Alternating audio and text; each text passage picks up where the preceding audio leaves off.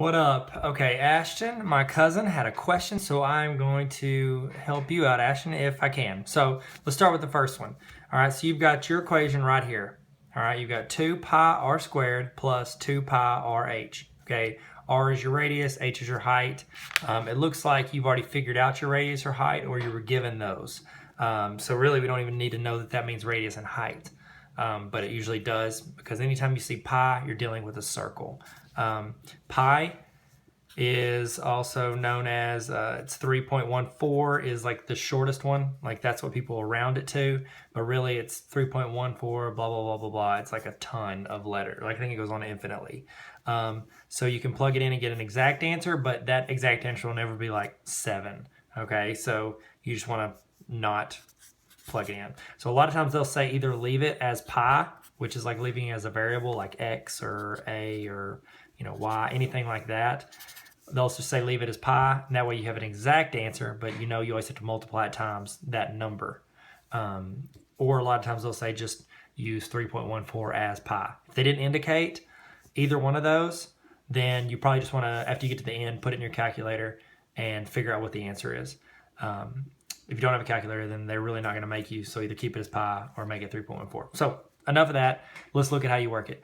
Pretty much all you're going to have to do if you have these two pieces of information is plug in what you know and find what you don't know. All right, your R is 3. Okay, so they're the same thing. So anywhere you see R, you can plug in 3. So I know 2 is 2. That's an ugly 2. That's pi. And then R is 3, so it's going to be 3 squared. All right, bringing down my plus sign, my 2, my pi, bringing down another 3, and then I want to put my h in there as well, which h equals 6, so 6. And now I'm just simplifying it. I'm just solving what I can solve. So 2 doesn't need to be solved. Pi stays the same. 3 squared is 3 times 3, which is 9. Then we've got a plus sign, and then we've got 2 pi, and then 3 times 6 is 18. Now, we are going to be able to multiply some more.